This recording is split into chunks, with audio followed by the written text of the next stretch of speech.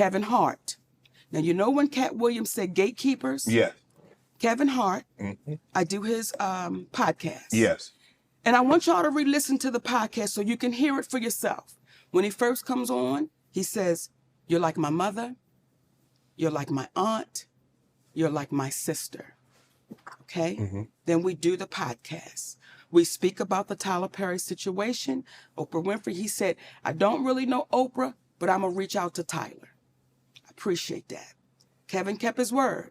He reached out to Tyler Perry. Kevin Hart called me back about maybe a week or so later.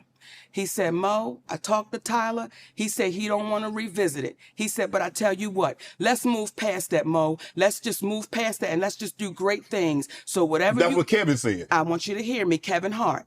Let's move past that, Mo. Let's do some great things together. Don't even worry about it. Whatever y'all want to do, I will partner with you. I'll executive produce with you. You just let me know what you want to do.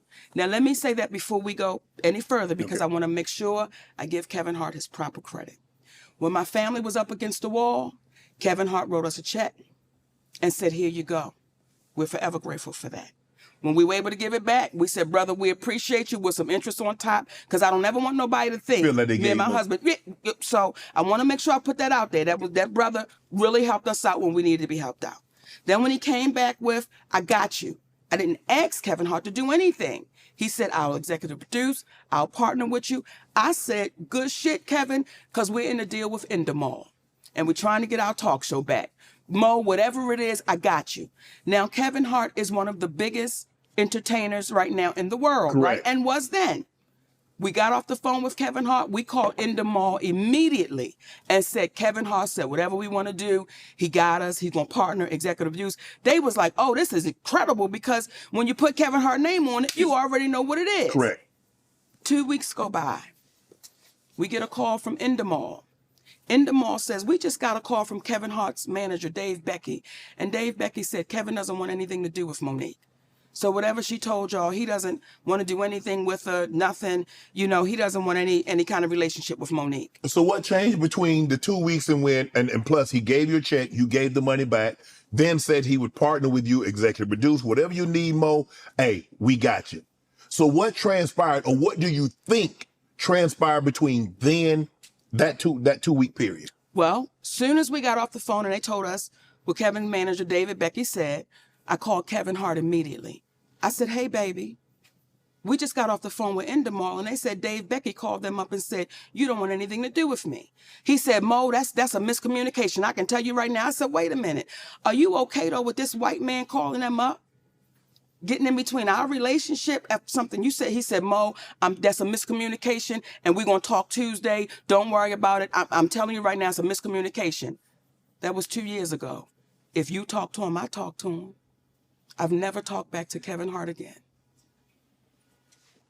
So that's what we're faced with. When you allow somebody to come in between a relationship with a woman that you said, I'm like your mother. You said I'm like these things. I didn't ask you for that. So everything that baby was saying sitting here, everything he was saying was on the up and up, because when you hear people say, get the anger out your heart.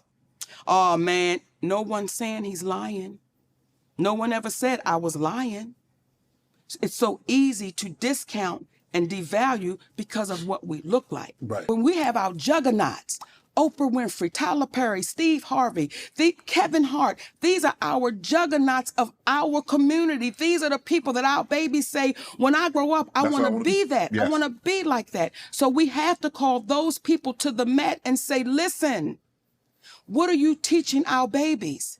You're feeding poison because you're showing them your private jet. I'm going to show you my mansion. I'm going to show you my fancy cars. But my character is shot and I'm bankrupt. I got a lot of money in my bank. It's more zeros than some of them than we can imagine. But their character, they are bankrupt. Those are bankrupt people. So everybody that Kat sat right here and told you about, I can't wait to see your next interviews with those people. They ain't coming on now, Mo. Invite them. I have. They not going to do it? Well, look, I've already done Steve. I have a relationship with Steve. Do him again. Do him again. And I'm going to say this. I'm trying to get Oprah and Tyler though. Baby, we got them. Y'all, come on, stop playing. They ain't coming on more thanks to you. You know how, and I don't want to put you on a spot, but I'm going to say it because I appreciate you as a black man and what you're doing. Thank you. If you are my friend and someone says to me, Monique, Shannon Sharp wronged me, and you my friend, I'm going to call my friend. You can come to me. And I'm going to say, hey, is what they saying true? And if you get to hemming and hawing, I'm going to tell you, till you fix it, you and I can't talk. Because if you'll do them that way, it'll be a matter of time before you do it to me. So if Steve Harvey is your friend, you call your friend up and you ask him, is what our sister saying right, man? Because if it is, we can't do that to her. If that's our sister.